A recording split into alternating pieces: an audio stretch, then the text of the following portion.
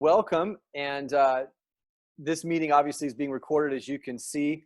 I'm Tim Jacobs, by the way. I think I've met most of you, but I am the district superintendent for EFCA West. I'm so glad that you chose to join us today on this webinar. We've been doing this every Wednesday, and I kind of feel like one of the upsides of this whole COVID-19 thing, and there's a lot of downsides, and one of the upsides is we've had a chance to just meet together as a district like never before. And it's just given us the opportunity to do that and wrestle with a lot of practical questions. And so that's what we want to try to do today, is wrestle with what are some practical things that we need to be talking about and discussing and learning from each other.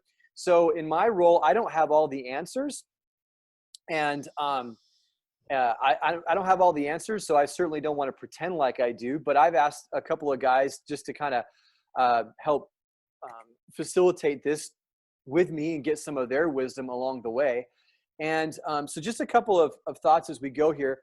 First of all, I'd love for you to continue to stay connected with us. So if you've been getting our emails, we do have a Facebook page that we started a little while ago, and that's going really well. We're starting Facebook groups, by the way, as well. We have a children's ministry group and a student ministry group. So if your associate staff would like to be a part of that, we had a great webinar yesterday for students and also for children's ministry. A lot of people tuned in for that. You can find that on our YouTube channel. So I just want to say those things. These are just ways for us to stay connected. And again, our goal is really to resource you as best we can and to bring ourselves together, because we really are better together. So a couple housekeeping things. If you're not talking, make sure you mute yourself so you don't get any ambient noise coming through. And I want to see I'd love to see more on the chat box. Sometimes I've noticed we're a little bit shy out of the gate because we don't know what to say, but don't be shy about throwing yourself out there. We'll try to get to as many questions and thoughts as we can. One thing I'd just like to read to you as we start and get us kind of thinking about things. But I know this weekend's Easter, and so it's a big day for you guys with Good Friday, and we're all doing things differently, and it's a really weird time in that regard. But I wanted to just read something that I found very encouraging out of 2 Corinthians chapter 5. And many of you are familiar with this, but I thought it has really great relevancy now. And it says, "For we know that if the tent that is our earthly home is destroyed, we have a building from God, a house not made with hands, eternal in the heavens. For in this tent we groan, longing to put on our heavenly dwelling, if indeed by putting it on we may not be found naked. For while we are still in this tent we groan, being burdened, not that we would be unclothed, but that we would be further clothed, so that as mortal may be swallowed up by life. He who has prepared us for this very thing is God, who has given us the Spirit as a guarantee." And then he follows up with this one last phrase. "So we are always of good courage." And I love that, because when we talk about being courageous or not having fear, and everybody's saying, we're not going to have fear in this time. Well, that's great, but actually fear is warranted if you live in hot spots, and or if you're sick, or if you're elderly, if you're immunocompromised. A lot of fear is warranted right now, because you might get sick and it might go really bad for you or someone that you love. So where does our courage come from? And one of the things I love about EFCA is our gospel-centeredness, our Christ-centeredness. And one of the things I love about us is the fact that we really do believe in the power of the resurrection. And we have this robust understanding that this life is not the end, that this is just the beginning. And that just makes me proud to be a part of our tribe, that we don't just simply tell people, here's a bunch of things to make your life better, but we have a deep and solid system to give people real hope in times of trouble. And so that the courage is actually warranted. It's not just courage for the sake of being, willing to ignore the reality. It's embracing the reality. The courage comes from the knowledge of the reality that even if this goes away, and someday it will, it's just moving from a tent to a building. And it's been prepared, it's been ordained, it's been set in motion by God, who's given us this promise. So I just wanted to start that off, that thought, especially as we enter into Easter. One of the things that I regret, in a sense, is that, I love the fact that we have a church calendar, but it's kind of a bummer that sometimes compels us only when we say things like Jesus rose from the dead, but we don't seem to tell the story a lot. Well, we've saved the story for Easter. And I think that's a shame because the story is powerful. The story is everything. And so, but this is the time that we do it. And I just hope you find encouragement in that. And I also just want to applaud you because I know so many of you are going out into, into this unknown time, but you're boldly proclaiming the gospel. And I just have so much respect and admiration for you because of that. So we're going to kick into a couple of things here. Also, I want to introduce our team. Bob Fox is also on the call. I'm sorry, Bob Osborne. I'll introduce Bob Fox in just a minute. Sorry, Bob Osborne is our Director of Church Health. And a lot of Bobs here. But Bob Osborne is on our EFCA West staff team. If you ever need someone to talk to you about a leadership issue, helping you structure your elder board, your constitution, your bylaws, even thinking through a leadership challenge, Bob is your expert. Please reach out to him. And because you're part of our team here, there's no charge. I mean, we appreciate obviously covering, travel costs and whatever, which isn't a problem now. But I just want you to know that's available to you. Also, Sochi Kachon, our admin, is on the call. She's hosting the call, and she is fantastic. She'd love, just reach out to her anytime with questions about anything that we can provide for you as well, and she'll point you to the right place. So I'm going to introduce to you the two guys that I've asked to kind of be in our panel today, and they're going to help kick us off with our discussion.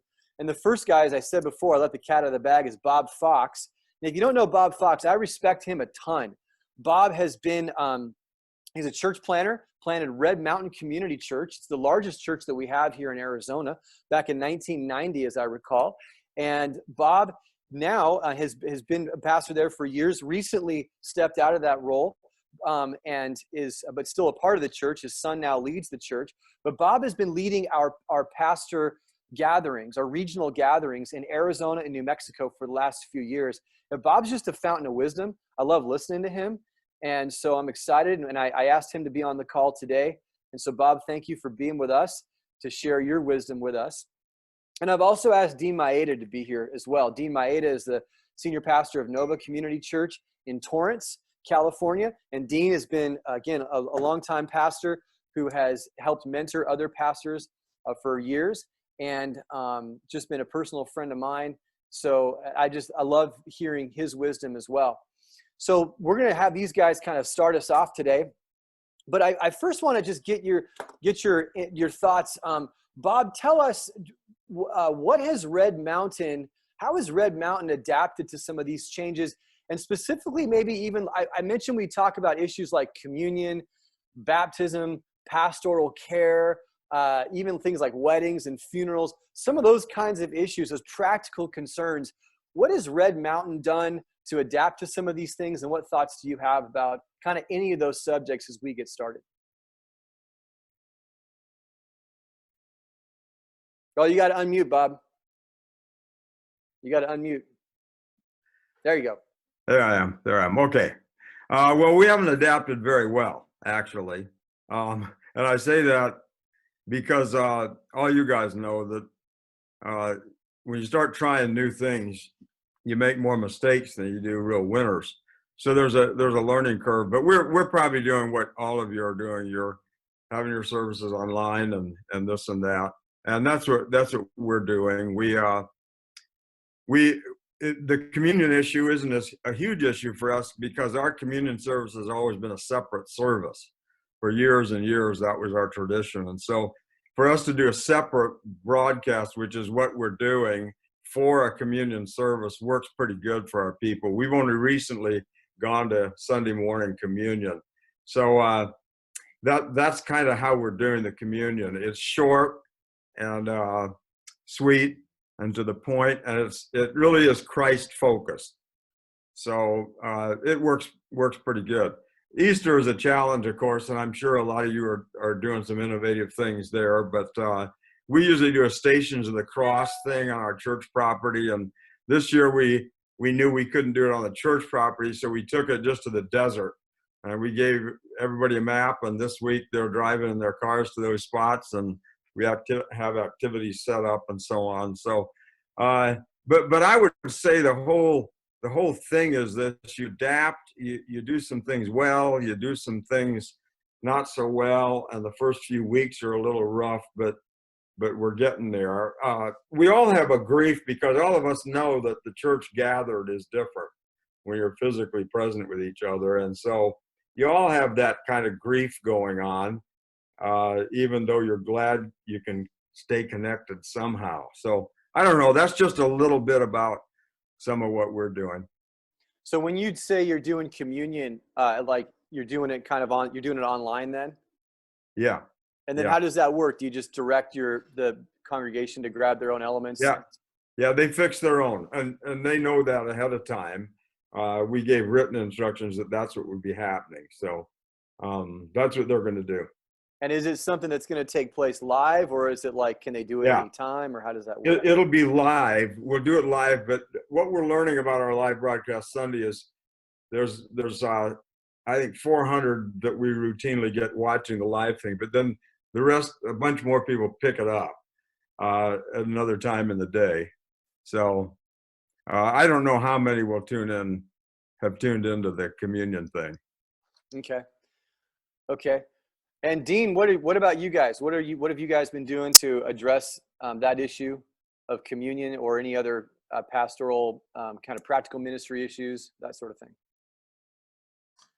Okay, well, Nova Community Church is a multi-generational, multi-ethnic, um, multiplying church in Southern California, in Torrance, California. We're about a mile and a half away from the beach near Redondo. Torrance has its own beach, but we're in Redondo. So we're a normal sized church. We're not really large. We're not really small. We have a full-time staff of 3 and some part-timers there. So kind of interesting as everything started to happen around the world and in China and in other places. Probably, I think it was towards the beginning of March. We were having a staff meeting, and we had 4 or 5 guys there, and I put up a big piece of paper up on the wall, and I think I wrote on there coronavirus on there, and I said, hey guys, I said, what would happen what would happen if the coronavirus hit us? We started seeing people get sick in our church, and I don't think I used the word pandemic. I wasn't even sure what that word meant at that time, really. But we said, what would happen if we couldn't gather anymore? And this was even before it was sort of on anyone's radar. Well, actually, in Seattle, I think it started. And so I was in touch with a church in Seattle that canceled services, like on a Saturday night just before their Sunday services. And I was thinking, oh, that's crazy. I wonder what would happen if that happened to us. And so anyways, we put up a piece of paper, and then we just started talking about, our staff just started talking about, what would we do? And so we started thinking in kind of general subjects about spiritual health and emotional health, physical health, and all sorts of things, and how we would, as a staff, sort of be in charge or oversee certain areas and things like that. And then I said, let's do this. And I told our staff, I said, whatever happens, let's prepare as if this is actually going to happen to us.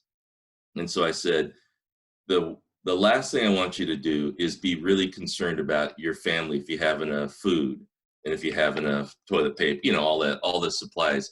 And so I highly encourage you guys, let's all go out and get your stuff, stock yourself up. So if this thing ever hits, coronavirus, earthquake, tsunami, whatever hits, you're not concerned that your family's going to be well fed. And so we all agreed to do that. And so that week, the guys just went out and stocked up. And little did we know, a couple weeks later, all of this was going to go down. And so when it actually went down, we were getting ready to have our service. I think it was the 15th of March or something like that, when the NBA closed down. I think it was like on a Wednesday or Thursday. And we made our decision Thursday before the Sunday that we were going to not gather. And then so we sort of enacted we didn't really have a plan. It was just a piece of paper with what we were going to do. It wasn't a real good plan. It was sort of a general plan. So we enacted whatever we had, and then we went straight to video within a couple days. So we decided that we're not going to go live, that everyone was going to go live. Everyone, when they decided that that was going to happen, everyone was going to put their best iPhone 11 up on a tripod and shoot it from the back of their room, and put all their whole band up there, or whatever, however, where they're going to do their music, and then preach their sermon from a real wide shot and do it live, because that's kind of what everyone, I think, kind of knew how to do. We were just going to recreate. Everyone's thinking we're going to recreate our Sunday morning without an audience and do what we do. Mm-hmm. And we decided early on that we weren't going to do that. That we decided that we were going to shoot our worship experience in sections, and so it was going to be sort of modular, if you will. On our website, it starts with a welcome and announcement. So there's a couple of guys doing that, and then you go to another video that's the worship music, and all these were going to be shot in different pieces, not in a live. And the reason we didn't want to do live is we've never done that before. And so we weren't sure how that was going to go. And if our internet connection was going to be shaky, everything was going to be based on the live. And so we thought, let's we have the capability, so we'll shoot them in sections and then offer it in sort of a modular thing on our website. Click on the welcome and announcements, click on the worship, click on the sermon. We have we said we're going to do a children's deal. And so we had the children's kind of separate. We have questions for discussion with the families, and then we have some prayer points. And I think that's about it. I got my associate on the right there too. Yeah. Did I cover everything, Adam? You think? Yeah? Yeah. Yeah. Okay, good. That's what we did. And so that's what we're doing every Sunday. And then we're making it shareable by actually stitching all those pieces together in one YouTube video. And then we're offering on YouTube where people can grab that link and just text it to somebody, and then they can watch the whole thing. So it's worked for us. We're not going live. We're shooting. We have a shooting schedule. Yeah. Monday we do this, or Tuesday, Wednesday, Thursday, and then we have someone kind of putting those videos together, editing them, putting the PowerPoints on. And it's good because I think, the cool thing when you hear this stuff is I think a lot of guys are doing stuff similar to that. And it's like, okay, the one thing that I noticed too, as I've been looking around at different people's services is there's some variation, but it's not like, if you're doing something like that, you're kind of doing the best you can, and you're kind of doing the best that anybody can. So there needs to be some encouragement. I mean, there's not, I think Chris Brown made a good point last week when he said, you're not going to be Hollywood, and that's okay, because the people don't need Hollywood. What they need is you. They need connection and that sort of thing. So I was curious though. I mean, when we talk about ordinances, like I said, kind of communion and baptism. I mean, are you guys? Because you told me you were going to do some baptisms for Easter this week. Was that you? Were you going to do that still? No, we had some baptisms scheduled on the Sunday that we were going to. The Sunday that everything kind of closed down. So we had 3 baptisms scheduled. Okay. And we actually talked about whether we were going to do a baptism. We know one of the 3 would be down for anything, and it's like, yeah, you'd be down for anything. So, but we haven't really gone there. We have a tradition at our church that we do a Monday, Thursday evening service. Okay. And so this year, it's kind of a beloved evening tradition, Monday, Thursday evening tradition for us. And so we said, what are we going to do with that? And so we're going to do, while everything else is not live for our worship experience on the weekend, we're going to do just like this, a Zoom call, just a brief Monday, Thursday service. Same thing as Bob, we've asked for people to get, bread and in the cup, grape juice or wine or whatever you got, and be ready. And then I'm going to say a few words, give the words of institution. We'll eat and drink. And then Adam Duchin, who's on this call right now, is going to sing a song and then close in prayer. It's going to be about 15 minutes, and that's what we're going to do for the Lord's Supper. No, that's cool. And part of the reason I bring this up is because part of it, and without jumping into a whole lot of heavy theological stuff, but it does bring up some theology. for us to think through. And if you get out there and see, there's some articles, for example, in the Gospel Coalition, and, Free Church, the wonderful thing about Free Church is we say we have a humble orthodoxy. So, we might do it a certain way, but we're not going to throw rocks at people who do it a different way when it's within kind of our tent. We have all that kind of tradition of who we are. But it is interesting to see, and there are variations. There are some churches that are saying, what, when it comes to issues like, because people are asking, like, how do you handle these things? And I think a lot of churches are being creative by saying, hey, and it does bring up the issue of physicality, right? Physicality versus presence. So are we in each other's presence right now, even though we're spread all over hundreds of miles, right? But we're together, but yet we're not. And so, wading through some of that, because it's interesting when you look at communion and the idea of, the command of saying, hey, when you come together, we want you to do this. And some guys have said, you know what? We don't want to do communion now because we want to acknowledge the fact that this is a season of suffering. This is a season of where we can't be together, and we don't like that, and we want to acknowledge that. And then it creates this longing that somehow, some point later on, we can come together and do this. And so we can almost look forward to it in the same way that Jesus says, hey, I won't do this communion again until I drink of this, drink of this cup in the with my Father in heaven, in the kingdom. And there's this foreshadowing of what's to come. So it's an interesting thing how what some of the ways we can do this. And yet at the same time, I think we do have a huge degree of freedom. And I think there is something to be said for the fact of saying, all right, guys, even though we're not together physically present, we are together. And how does that really make as for an encouraging environment for people in that regard, Bob, you have thoughts on that? Well, there's no doubt we're together without being together physically.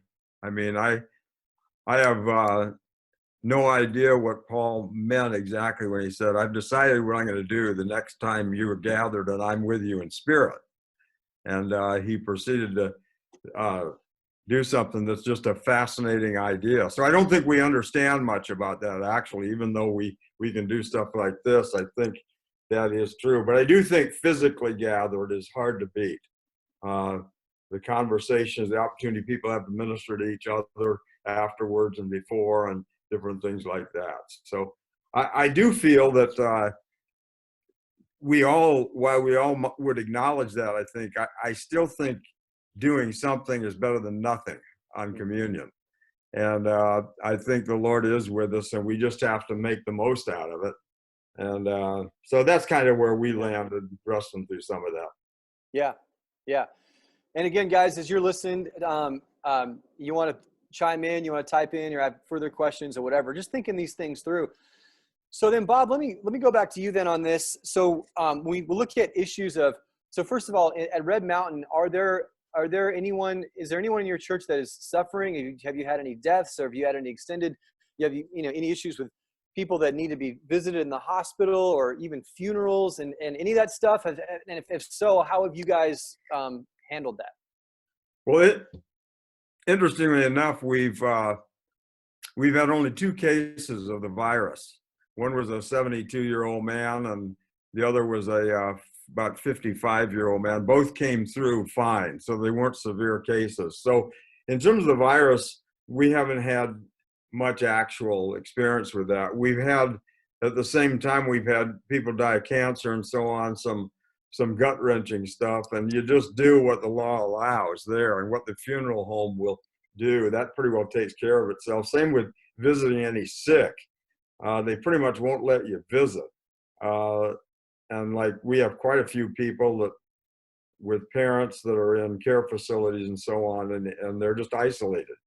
And the governor made some regulations about that yesterday that I don't understand fully yet, but that is an issue because they die on the vine. I mean, it's just awful the way they're isolated. And when someone goes in the hospital with this virus, they might not see their spouse for 3 or 4 weeks.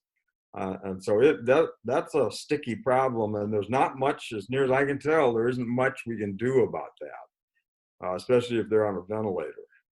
So yeah, we haven't had a lot of that, to answer your question, but we have had funerals and this and that. And so we, in case of all the funerals, what we found is the funeral homes would do only graveside, and they would allow a group of 10. One was a fairly large funeral. They conceded they would allow 2 groups of 10, but at a distance. So that's kind of what we've run into. Yeah. Yeah. Okay.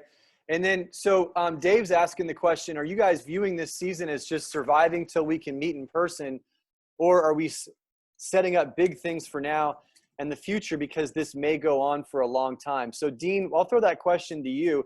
Are you guys taking this approach of like, hey, let's just kind of gut this out? Or are you thinking we got to settle in for a while and really think about some systemic changes we got to make? Yeah, that's a good question. We talked about that actually at our staff meeting yesterday, and just generally said, observed that there's some people in our church, leaders in our church, that are just kind of grumpy and kind of angry, kind of grumpy, and saying, "Can't wait till we get back to normal again." And I just threw out there, I said, I'm not sure what normal is going to be for the future. And I think all of us are kind of thinking in those terms. And so we're not a predictor of what it's going to be in the future.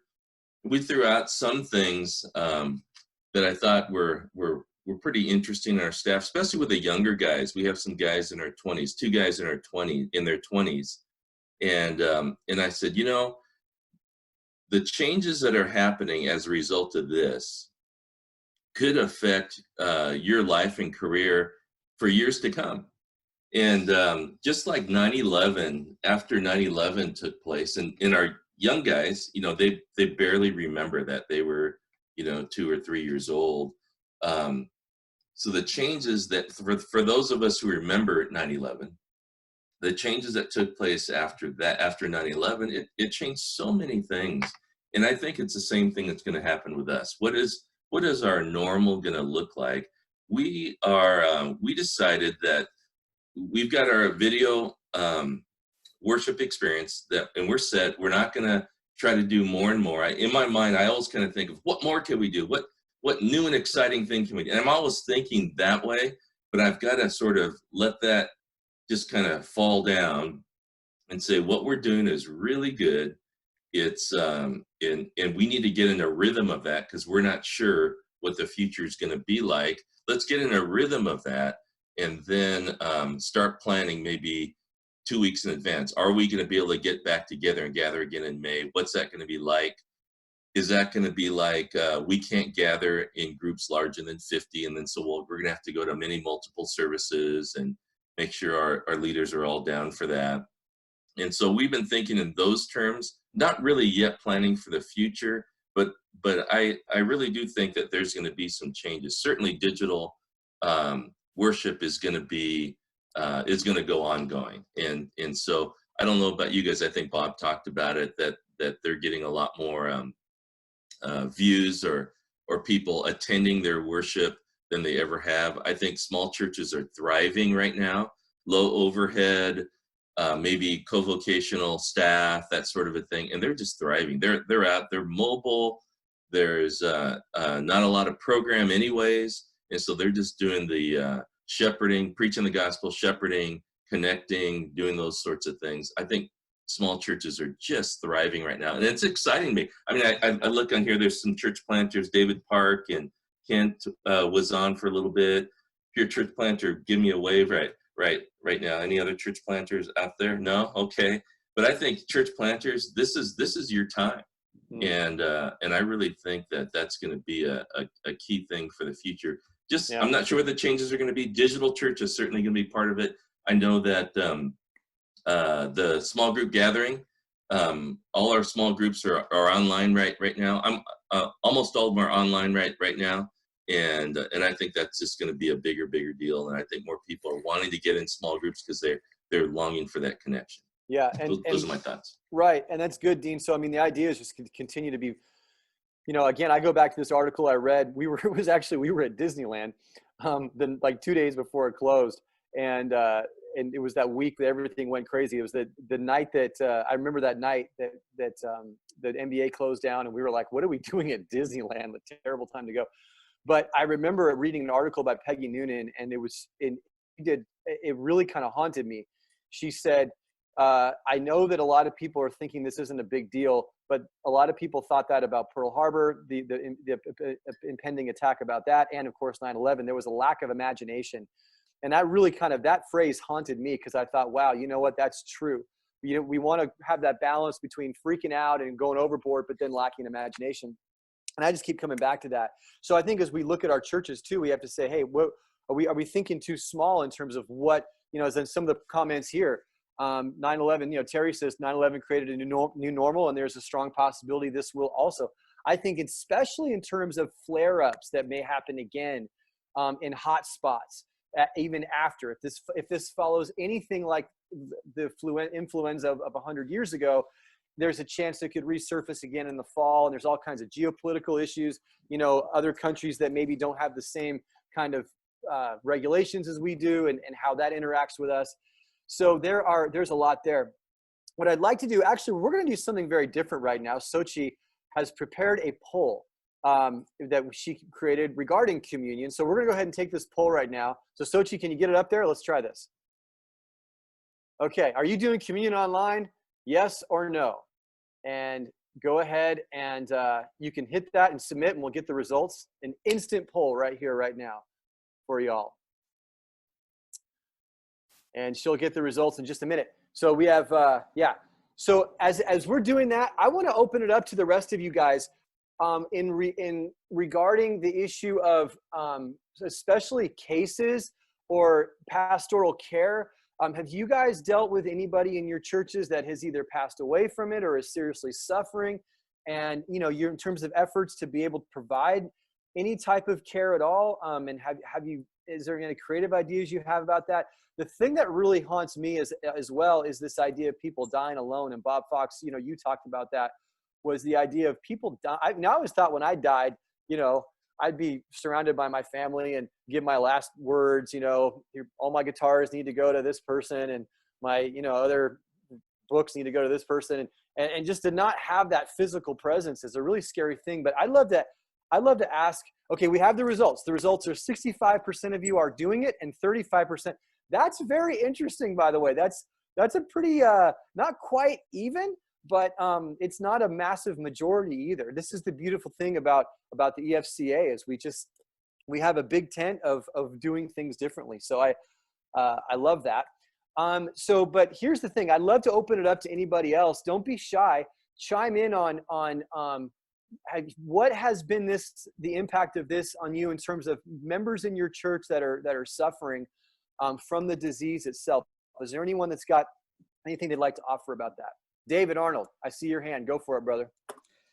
I think the challenge that we've had is, and I don't know if this is for you guys too, but we had to shut church down because the very people that should not be out kept coming. I mean, it was like, whether they had this mentality like, I lived through Vietnam, nothing's going to kill me, that mentality, or just this naivete that we met March 15th. And then the following Tuesday, Nevada shut down all the casinos. So on the 17th, 8,000 people in our town lost their job. Boom, right then. And then right after that, we had a leadership meeting that night. And I'm like, if we keep having church, we named like 10 people. We're like, they're going to keep coming. So we made, in Arizona, in our part of Arizona, we made a decision way ahead of everyone else that we were not going to gather. And we're planning all the way till Father's Day right now, is that we're just not expecting to gather.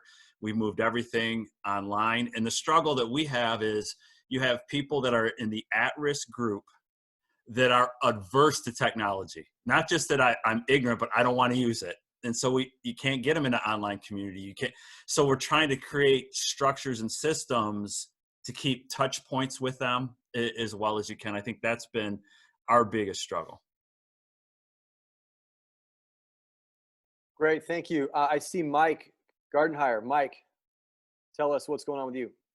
Yeah, we don't have anyone who's sick at this point, but we have people who have like we have two in our church who have kidney stones, and they can't get them taken care of, and so they're suffering terribly from pain, and it's hard to be able to connect with them. We can't really go to their house, so we're trying to call them by phone, but they're in pain, so you have to talk with their spouse, and it's been difficult and challenging. And I think we'll see more and more of that, more people who have other health problems and they're not able to get them taken care of. So like our hospital has said, we're not doing surgeries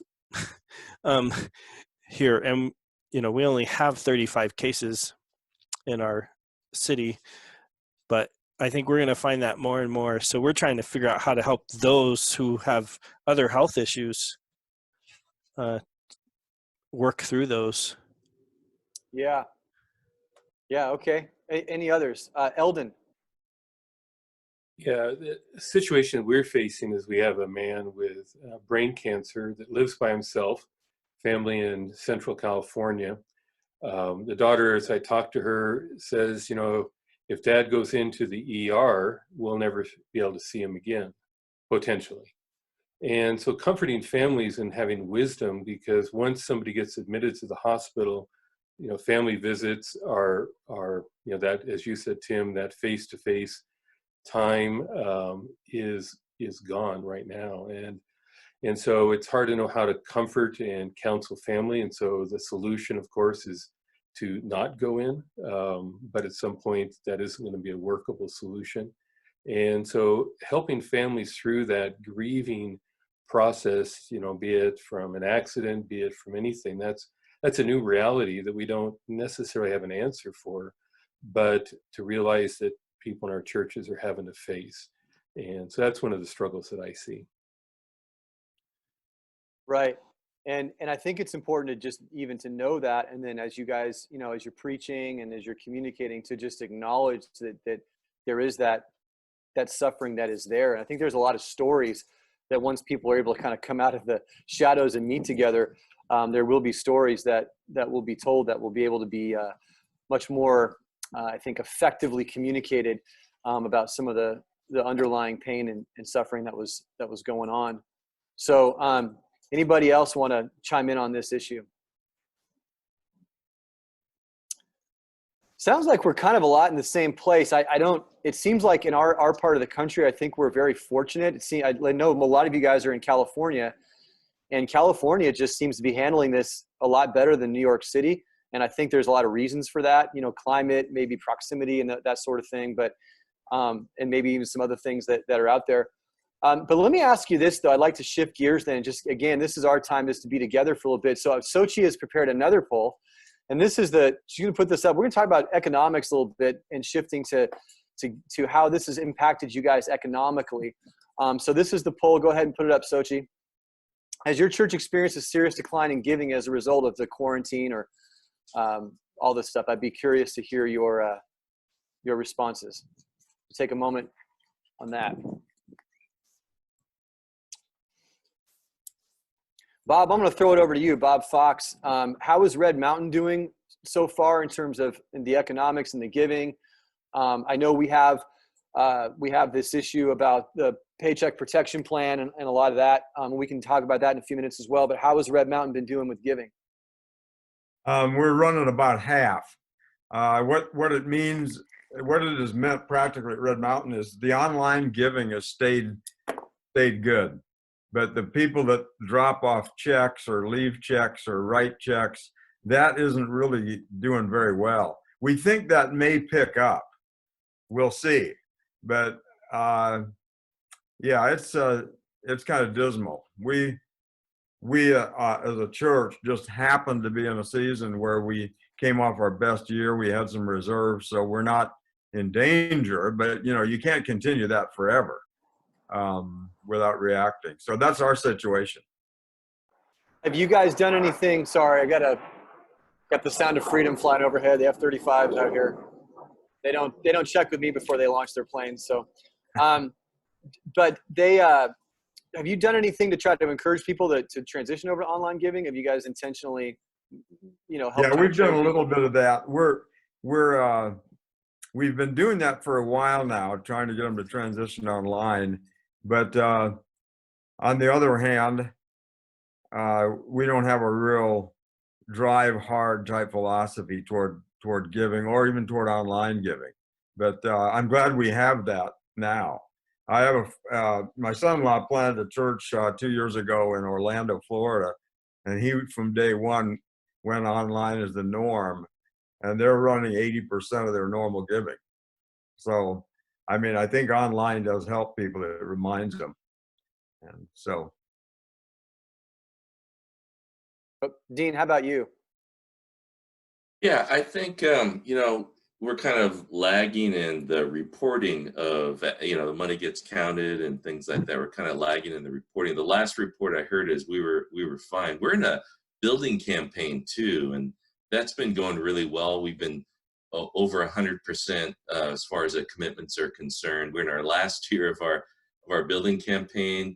We had our annual meeting scheduled for March 29th, where we were going to adopt a new budget, and we were going to talk about the possibility of getting a construction loan to so that we can start construction as soon as possible as the pledges are coming in. And then so all of that just kind of went out the door.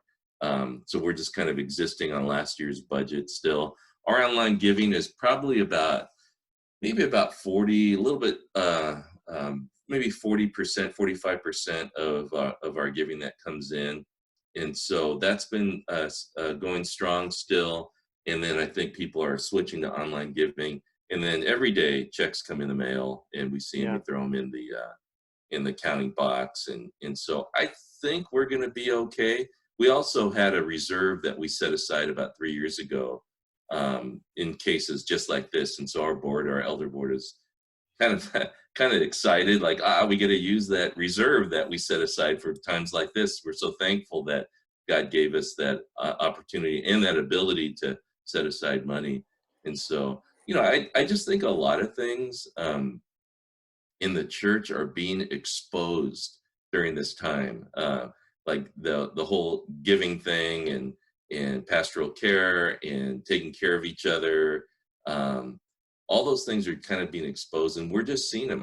The things are being exposed for us. I mean, we talked about just yesterday, who do we see as the emerging sort of naturally gifted, spiritually gifted shepherds in our congregation? Because there's some people that aren't leading groups and things like that, but they're on the phone calling people and, are you okay? And I'm going to run groceries to you.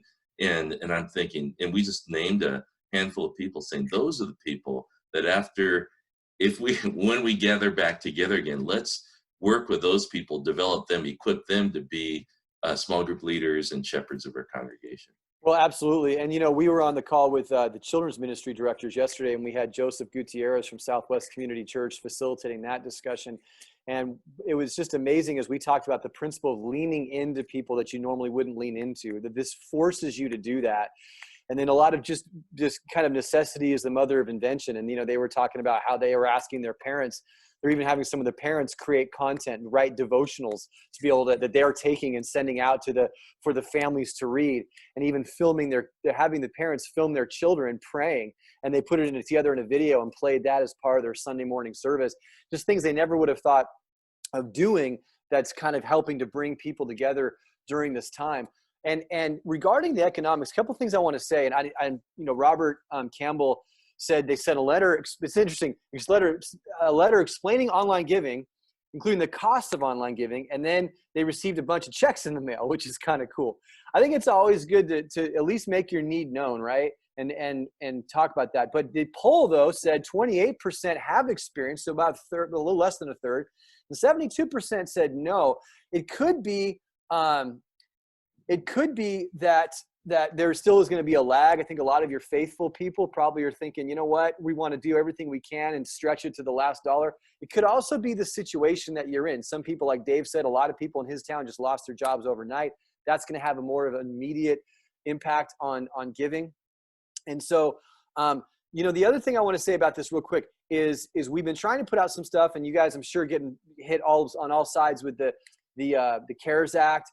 And if you have more questions about the CARES Act, you can go to EFCA.org, and they've got updates for you. ECFA, actually, which is, we get confused with them, the whatever they call it, the credibility, whatever it's called, the financial credibility place. They've got a bunch of great resources as well. But I do want to bring up something about the economics that's really important, guys, and that is this. A lot of us, most of us on this call are in English-speaking situations, and we probably are going to fare a little bit better. But as I've been talking to our Hispanic brothers and sisters in our district, a lot of them are getting killed. If they're connected to an Anglo church, they're doing okay for now. But the few that we have that are standalone as well, instantly their membership lost their jobs, and instantly their giving went down by half, and even worse. And a lot of that's because culturally, for our Hispanic brothers and sisters, they don't do online giving. They don't necessarily trust it. So their giving is done in person. So it's kind of a cultural thing. And the reason I bring that up is, and Alex Rivero's on the call. Alex, maybe you could share a little bit about that, because we want to be able to also, we're going to give you more information about how you can help even our Hispanic churches in our district who are really struggling. They get hit with this harder, I think, than even the Anglo churches. Alex, can you talk for a minute about that? Sure. Can you hear me? Yes. Mostly, well, we have our churches from the district I will say we have around 25 congregations that are part of an Anglo congregation, and they are okay for now. They're part of the team, and if the Anglo church is doing well, or and they're not going to close the doors tomorrow, then they're okay. That's the case of my own congregation. We are part of the team. We are all together on this. Mostly the people who works on my congregation, which is the Bridge EV3 in Iberia Park, they're all bivocational. So they all already have work. Some of them are more stable. But we have around 10 congregations that are standing alone in our district. And I was talking to them actually this morning. Some of them said that around 80% of their people are not giving. So their giving went down 80%. That means most of those pastors are bivocational. So if they have a job, they're okay, but they're not gonna have the money by the end of April to pay mortgage or the rent. So it's coming. We are 30 days out before this happens. We do have a church plant that is suffering the most right now is the Albuquerque congregation. It's already a congregation of about 160 Hispanics, but they are standing alone, and they actually have dropped. The churches, the Anglo churches who are supporting them, they're cutting them. They're not helping them, and so they are going pretty much 2 months out before they have to surrender their building, or face eviction that they're going to have to get out. So that is that's to a sense, that's the model that we don't agree. I mean, we don't support that model from now on, because it's actually a very fragile model. But we had this. You're gonna ask me for a name of a church who is really in need right now. Is the church in Albuquerque, New Mexico. Yeah. And so when we talk about and Bob Osborne has really spearheaded our effort, our financial assistance ministry that we've created. And we're not going to be receiving funds directly, but trying to partner churches. In fact, Bob Evans, you hit it right on the head. We've actually already done that. The question is, might there be an opportunity for those churches that are doing well to get matched or adopt a struggling congregation? We've already started doing that, actually. It's a great question, Bob. And so if you want more information on that, reach out to Bob Osborne. Bob will put his email on the chat box, and he is currently working on that right now. And so we've had a few churches come forward that say they'd be willing to help. And we've really identified the church in Albuquerque as the one that really, because not too many people yet have come forward and said they're really struggling. As Alex said, you guys, that may be the lag. I know that what my understanding is when it comes to an economic downturn, churches are often the last ones in and the last ones out. It tends to lag a little bit, so we have to be prepared for that. But this is a real need that we've identified as we've been kind of scouring the district for churches that are struggling. This one has emerged, and they're doing a fantastic job. It's a standalone Hispanic church in Albuquerque. Alex was started maybe 2 or 3 years ago, so it's not very old. Already got 160 people. Yeah, 2.5 years ago. Yeah, yeah, And so they have 160 people and flourishing. Yeah, And Tim, please understand this. It's not that the Hispanics are not. I mean, most of the people have lost their job, or some of them are working. If they're in the field of construction, there is no construction right now. But what happened is the first generation Hispanic have a hard time adapting to the online giving, because they're still, and this is first generation. They're still giving cash in an envelope every Sunday. It's part of their worship style of doing things. So all the churches, this is all across the United States, all the Hispanic first generation churches are struggling because, well, where am I sending my money? We're not encouraging them to send cash on the mail. So I just had a meeting last night with a church in Tucson, Arizona. I said, well, we all have cash. I said, well, can you please write a check at least? Write a check. And or give online, So it's a re-education that is going to be actually a matter of preparing them for the next crisis. That we need to set that in place.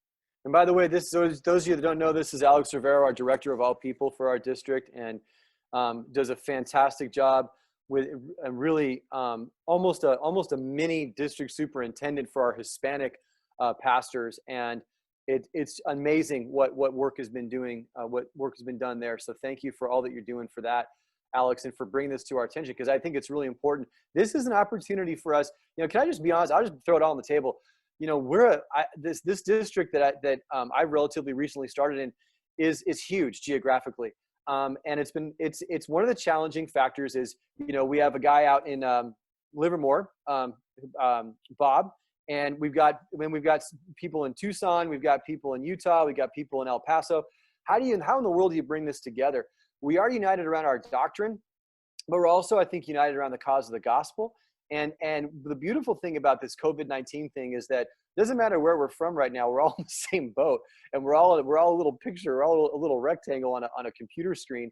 And we do share a brotherhood and a sisterhood that is important. And so this is an opportunity for you, I think, to even, if God's tugging on your heart to say, what, how can we help this church in a way that we maybe never even thought of? We didn't know they existed. That's a way you can help. So reach out to Bob Osborne for that. So I think we're going to wrap this up because I don't want to go any longer than an hour. I know you guys are really busy, and there's a few other things I want to say. And first of all, to wrap this up, we're going to send out a follow-up email. I'm going to have some links to some articles that Greg Strand, our director of theology, gave me on communion that'll help. The only reason I bring up that issue is just because, communion and baptism, I personally think we should be baptizing people however we can. Let's not let the ministry stop. Even things like weddings. Kent Schlecht was on the call a little earlier, and I guess he had to go. He's one of our church planners. He called me up. He said, Tim, there's a couple that wants to get married. They can't get a marriage license because California isn't issuing marriage licenses right now. How in the world do you handle that?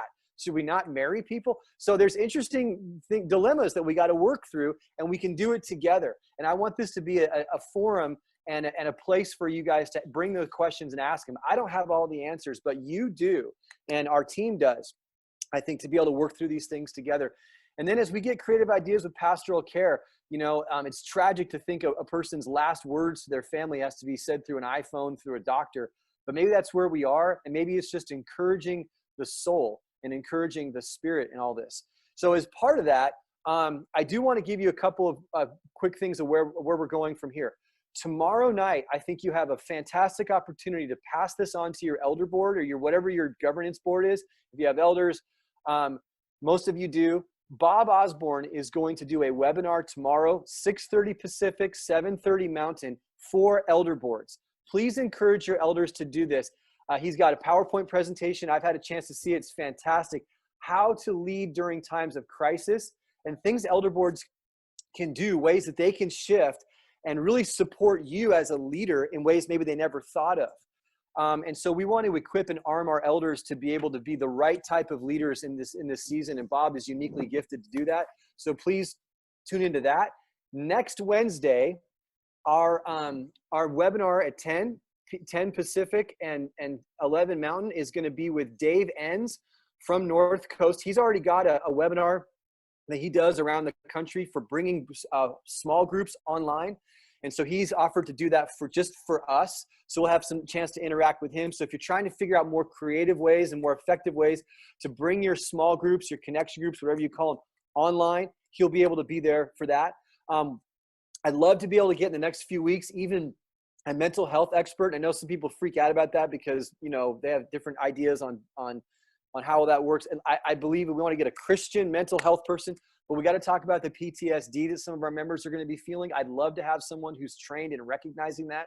As an Air Force chaplain, reserve chaplain for 6 years, they trained some of us in that sort of thing. But I'd love to get someone who's a believer who can help us spot it and deal with it, as perhaps our staff or our families or our congregation are going to be starting to deal with some of even the PTSD issues that will emerge from all of this. So by the way, this will all be recorded. This meeting's been recorded. And so that's what you have to just in terms of stuff coming up. But I love this. I love the fact that we're coming together and we really are better together. We are praying for you, and you guys are doing amazing, unbelievable work in crazy, unpredictable times. And you're doing it in a way that fits your context. And that's just so free church, isn't it? It's so free church to say, this is what we're going to do. But we come together as guys who are led by the Spirit of God. And we're joining forces, and we're saying, how do we get the gospel out to as many people as we can? So that being said, I'm going to ask Bob, because Bob Osborne hasn't had a chance to say anything on this call. So I'm going to ask him to, which is so surprising. I'm going to ask him to pray over you guys, especially Bob. Will you pray for them for Easter, that God blesses every single church, that even though they can't meet together, that this is like, they'll record this as one of the best Easters they've ever had in their history. Will you pray over them? I would love to. Thank you. Well, Father, this is a weird time for us, but you've known about it all along. So it's not a surprise to you, but it is a surprise to us. And I just ask that you would help all of us, but especially these who gathered this morning, and even those who were not able to gather with this particular call, but our pastors who are leading churches, that you would give them, whether you would live out in their lives your instruction, your encouragement to Joshua: be strong, be courageous. Let us be strong in our faith. Let us be courageous in our work.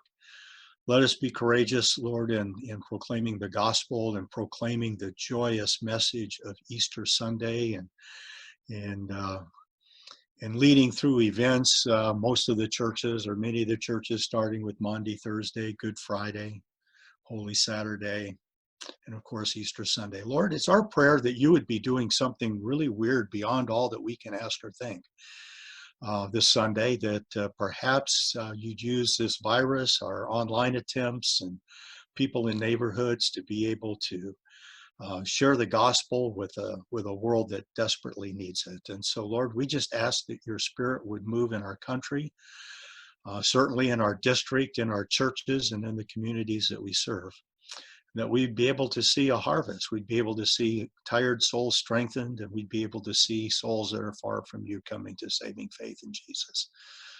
Lord, give us strength and encouragement as we move that direction. We commit ourselves to you, we commit our work to you, and we trust you for results that will bring glory to your great name. It's in the name of Jesus we pray.